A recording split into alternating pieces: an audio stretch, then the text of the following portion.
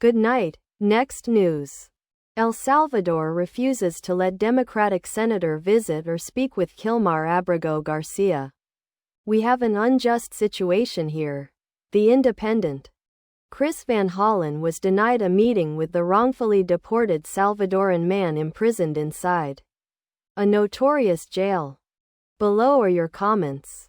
Trump, Homan did not label this guy a gang member. This was done in 2019 by local police and the court. Stop the fearmongering. I am curious what El Salvador would hold him for. Is it a crime to leave your home country for the U.S.?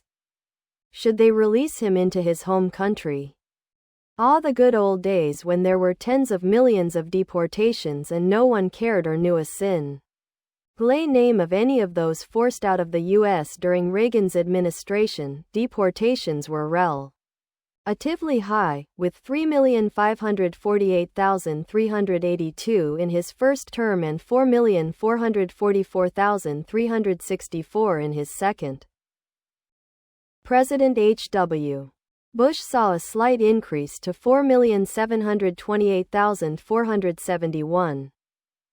Under Clinton, deportations surged, reaching 5,368,529 in the first term and peaking at 6,922,376 in the second. The W. Bush administration maintained high numbers with 5,279,314 in the first term and 4,760,410 in the second. President Obama's first term saw 3,160,140 deportations, decreasing to 2,871,899 in his second term. Nothing but an expensive grandstanding tactic. You'd think he would have checked with El Salvador first before spending taxpayer dollars for nothing. Gee. So let me understand this, an El Salvadorian citizen who is in prison is not allowed to talk to a U.S. citizen who happens to be a senator, and that is unacceptable. Is it within the laws of El Salvador? If it is, then this is a nothing burger. Remember folks, this person is not a U.S. citizen. The wife of Kilmar Garcia, a man who was deported from Maryland to his native El Salvador in March 1st. Has spoken out publicly to ask that he be returned to the U.S. and their family. A GoFundMe crowdsourcing campaign has raised over $165,000. What Jennifer Vasquez did not mention, however, is that she petitioned for a domestic violence protective order against him in 2021. Where was the outcry from Chris Van Hollen and all of these politicians when Rachel Morin was bleep? Ed. Somehow this non-citizen documented gang member whose wife called the police on him for domestic violence also had firearms in his home is now a victim. Va Hollen is lucky he hasn't found himself incarcerated in Socorro. These Democrats better be very careful in their dealings with a foreign country. These El Salvador citizens are no longer in the U.S. I don't care if you're a senator, congressman, or the Pope. Once you step foot on foreign soil, you better follow their laws and play by their rules, or you may find yourself in a very uncomfortable situation. Trump's refusal to return him to the United States is an intentional misrepresentation of the situation. The U.S. cannot require a foreign government to release a citizen of that foreign country who is incarcerated. Dems just seeking publicity to oppose Trump, regardless what the issue is and regardless if Trump is right. Dems have no policies except those the voters have already voted against. They are the know-nothing and do-nothing party. So he didn't make any preparations, so will return next week and try to do it all over again? Who voted for this guy? He didn't come into this country with due process. Why should he be afforded due process when he is moved? Wow. But he won't go to Gaza to demand Hamas release innocent American hostages. It's been more than 3 years. What's wrong with these people? It's going to backfire big time.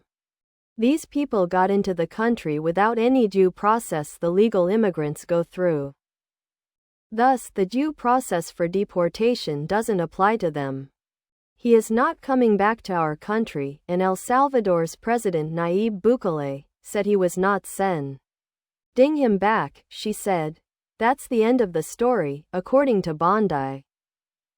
So a Salvadoran citizen is sent home to his native land and detained in a prison by his own government. But an American congressman believes he should have special visiting privileges outside the unit. Ed states? Courts aren't interested in what the administration thinks or says about Garcia, they are interested in the law and making sure that it is properly administered.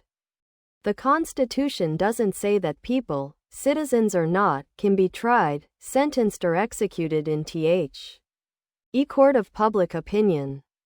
It also doesn't say that these laws apply only if the administration thinks they should. Trump despises the courts because they rely on facts, evidence and the laws as they are written. Has Van Hollen attempted to visit any of the American hostages held by Hamas?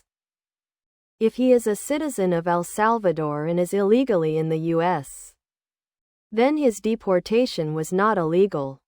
Exactly what was expected from El Salvador. Van Hollen has more regard for illegal gangs than he does his on Maryland constituents. Proved by this political stunt. Here's the truth about your Maryland father. Kilmar Abrego Garcia is an illegal alien and Mississippi 13 gang member who was arrested with 2 other known members of Mississippi 13.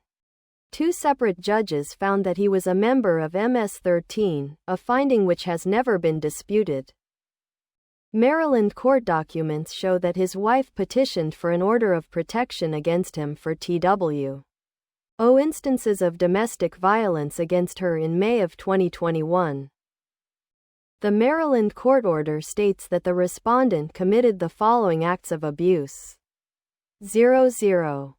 In May of 2021, assault, and in the second incident, he punched and scratched his wife, ripped off her shirt, and grabbed and bruised her. 0.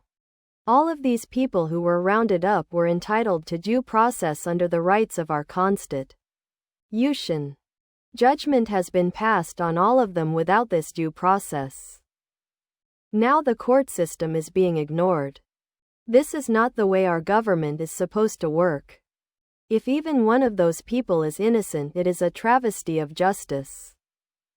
Process them and give them their day in court. If they are guilty, then punish them. There are a lot of American citizens in foreign prisons.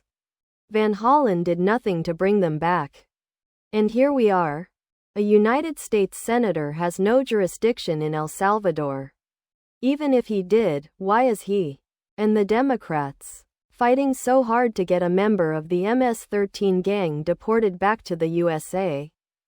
If this makes sense to you, well, you are part of the problem. Who flies to a country to demand to take one of their citizens home with them? Has the MD senator visited the grave of Rachel Morin? Good. Send his political grandstanding self home. Maybe he can appear to care for American crime victims and work on a stricter crime bill or something. Garcia's wife, Jennifer Vazquez Sura, applied for a protective order against her husband in 2021, he punched, scratched, grabbed and bruised her, according to court documents, per the NY Post. In case you want the other side of the story. I wonder how many tax dollars have been wasted by these politicians trying to bring a known gang member back to America. Van Hollen should maybe spend his time securing a better future for his own state. Please subscribe to my channel. And if you like it, please thumbs up.